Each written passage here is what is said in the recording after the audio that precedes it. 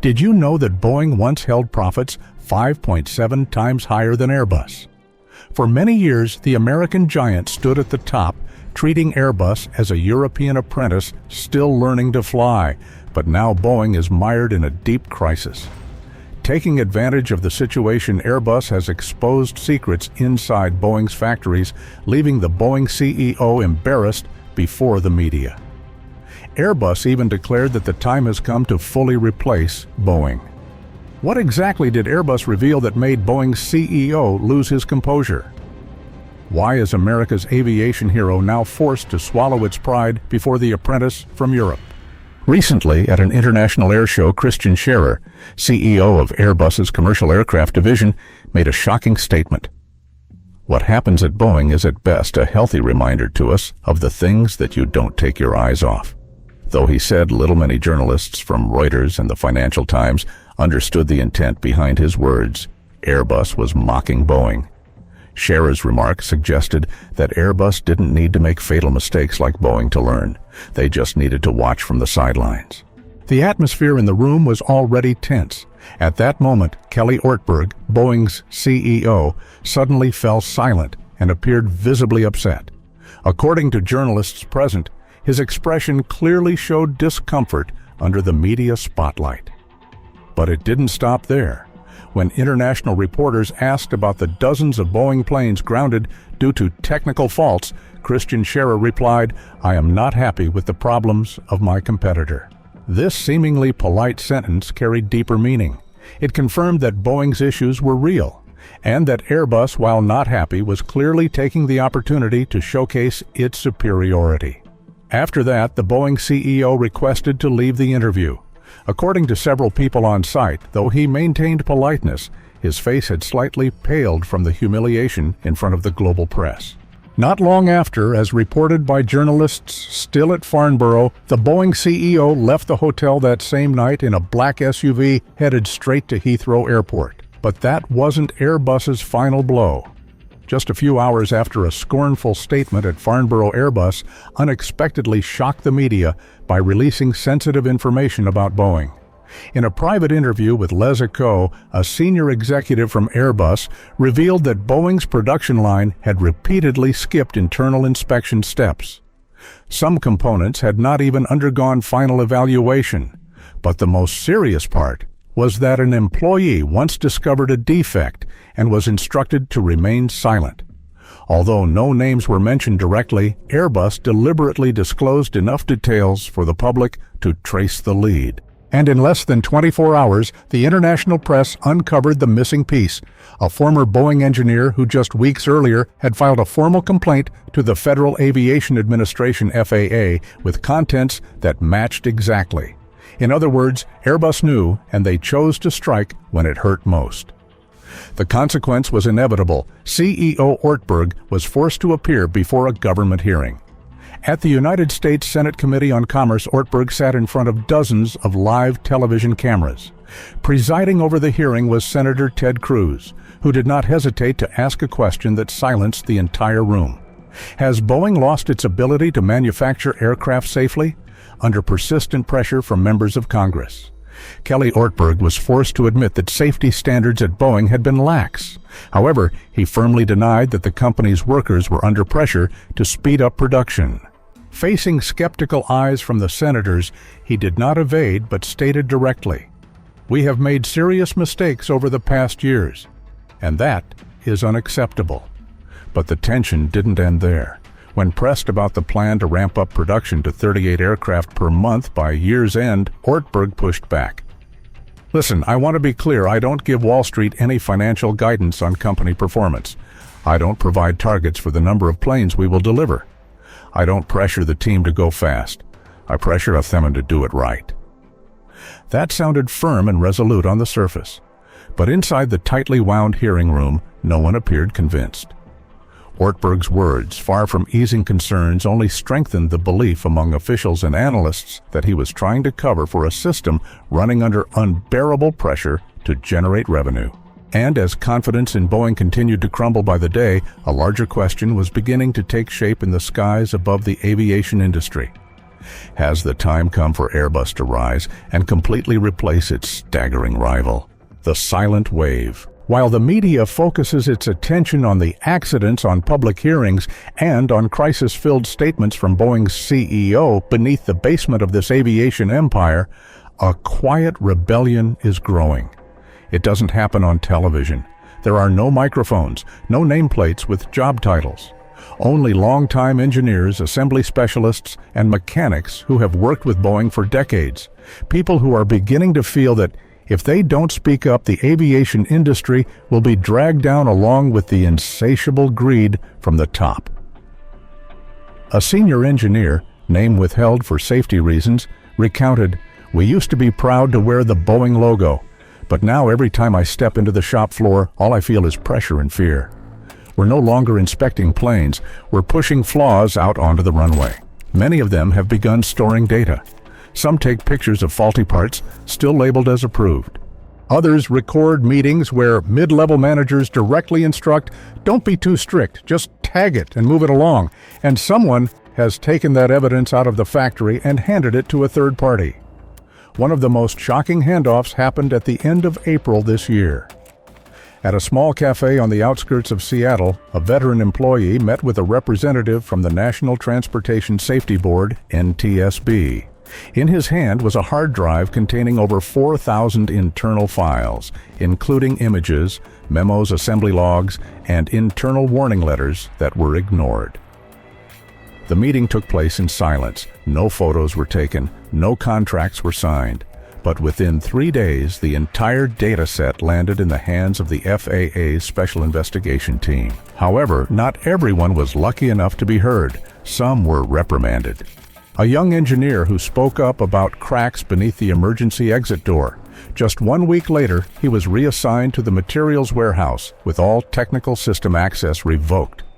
Some were demoted, others put on unpaid leave under the reason of work structure realignment. And so the silence inside Boeing factories became a kind of invisible pressure. "No one says anything anymore," a welder said. "But everyone knows we are assembling fear." Inside Everett, once the pride of the American aircraft manufacturing industry, technical team meetings now take place in a strange atmosphere. No more deep technical discussions, only cold announcements about deadlines and delivery schedules. Whenever someone raises a question about safety procedures, the answer is usually, "That's outside the scope of this meeting." Another senior engineer who had helped design the fuselage of the 777X wrote in his personal journal before quitting, "I used to think everything would be fine, but when I sent warnings 3 times and no one replied, I realized I was no longer an engineer. I was an accomplice in a system faking safety." The story has never been made public. But it is these people, the living witnesses inside Boeing, who are creating a kind of pressure that no public hearing could ever generate the fracturing of trust from within. And that is what federal officials fear most. Not an accident, but a corporate culture quietly collapsing piece by piece, voice by voice, as each tired worker walks out of the factory with one haunting question. Did I just let a bomb take off today? Can Boeing rise again and reclaim its former glory, or will it vanish from the skies it once ruled? To find the answer, look directly into the heart of the company, where Boeing's CEO is now grappling with an unprecedented internal crisis. Boeing's CEO has lost complete control, and the internal chaos is now surfacing. According to documents obtained by the Wall Street Journal following a joint appearance with Airbus, before the media, Boeing's CEO responded with unexpected moves. During an internal meeting held at the delivery center in Seattle, Kelly Ortberg, the head of Boeing, let slip a rare outburst, not typical of someone leading an aviation empire. "We're at rock bottom, folks. I've had enough," Ortberg told employees. He openly criticized Boeing's internal team, stating that employees were spending more time arguing with each other than figuring out how to beat Airbus. He emphasized everyone is tired of the constant drumbeat of what's wrong with Boeing. "I'm tired of it too, and I haven't even been here that long." Ortberg is no novice. Before stepping away from the industry, he had been the lead architect behind the merger of Rockwell Collins with United Technologies, which later became RTX, one of the most significant deals in aerospace and defense. Within the industrial sector, he was known as the chaos decoder, a strategist capable of restructuring even the most convoluted corporate systems. But in August 2024, Boeing called him back urgently. At that time, the company was reeling repeated technical failures, delivery bottlenecks, thousands of pending orders, and mounting pressure from major airlines. Yet what the public saw was only the surface. Behind the curtain was a deep systemic crisis spanning production quality, organizational culture, tariff policies, and geopolitical instability fueled by President Donald Trump's administration. Things escalated further on April 16th when a whistleblower suddenly released a document over 80 pages long alleging that Boeing had willfully prioritized profit over engineering safety despite warnings from engineers working on the production line. Among the most shocking revelations was a meeting note from the Everett factory in Washington indicating that production supervisors had been instructed to cut unnecessary inspection steps to ensure on-time aircraft delivery. Even more disturbing, an anonymous engineer who had worked at Boeing for years revealed that he once warned about unusual cracking around the emergency exit installation area on certain 737 MAX jets. His report was never answered, and shortly afterward he was reassigned to an administrative position unrelated to engineering. Inside Boeing, a crisis of trust is rapidly spreading. Many engineers have resigned. Partner airlines are beginning to request re-inspections of aircraft currently in operation. And perhaps, for the first time in over 100 years, Boeing is no longer in control. In the long run, the real fear is not that Boeing might collapse, but that it is becoming ordinary. When Ortberg officially stepped into the CEO role, he pledged to restore Boeing's reputation. But less than 10 months later, a major crash derailed those efforts entirely. On June 12, 2025, an Air India Boeing 787 Dreamliner flight number AI-171 carrying 242 people crashed just minutes after taking off from Ahmedabad. As a result, Boeing was forced to pay billions in compensation and support to victims in the aftermath of the disaster. However, image damage wasn't the only loss. On the same day, June 12th, Boeing's stock plummeted 4.8%. Financial analysts immediately warned Boeing's supply chain and quality control processes would now face more scrutiny than ever before. According to Le Monde, the crash was a punishing blow landing, while Boeing was already $11.82 billion in the red in 2024 alone. Beneath the calm surface of phrases like, "We apply no pressure," the reality inside Boeing's assembly lines is a scene of high-stress urgency. Workers are constantly asked to complete dozens of tasks within drastically shortened time frames. Many are calling for help, but Boeing chooses to ignore those voices. The leadership may not explicitly command teams to go faster, but the culture of acceleration driven by the need to salvage stock prices and market confidence has seeped into every layer of production.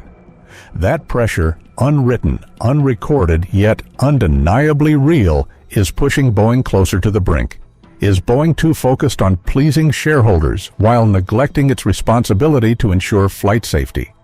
That's the story we'll uncover in the next part. Is Boeing prioritizing pleasing Wall Street over advancing technology? This is no longer a casual question.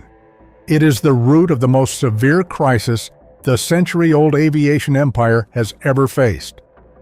According to analysis by Aviation Strategy, Boeing's string of accidents from the global grounding of the 737 MAX to mid-air door failures are not random disasters, but the inevitable result of a decades-long financial miscalculation.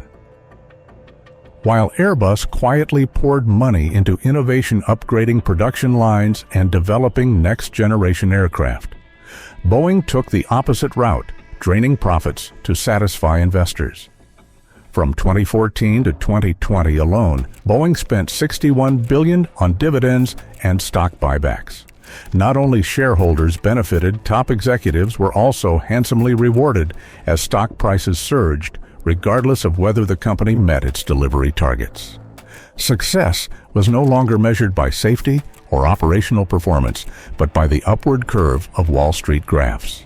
Ron Epstein, an analyst at Bank of America, pointed out, "Since the 1997 merger with McDonnell, Douglas Boeing made a monumental error, abandoning its engineering legacy to chase short-term financial returns.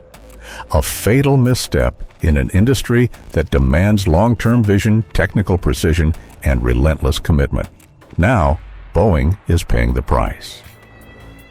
In 2024, the company posted a net loss of $11.9 billion, a figure large enough to bury an entire mid-sized airline. In contrast, Airbus reported a profit of $4.2 billion with a 6% profit margin, an enviable number in the aerospace sector. The damage isn't just financial. Customer patience is wearing thin. United Airlines, one of Boeing's biggest clients, is reportedly considering switching its upgraded 737 MAX orders to another supplier following a 5-year delay in delivery compared to the original schedule. Boeing won't vanish, but its leadership grip is slipping. A weakened Boeing opens the door for rivals. Comac, the Chinese commercial aircraft manufacturer, is gradually breaking the Boeing-Airbus duopoly even without a globally dominant model. At the same time, Brazil's Embraer is quietly eyeing the mid-range narrow-body segment, once Boeing's uncontested domain. What will Boeing's future hold? Will they restructure or continue falling? The race is no longer fair. And if Boeing doesn't transform radically, the fear is not that they will lose, but that they will remove themselves from the game entirely.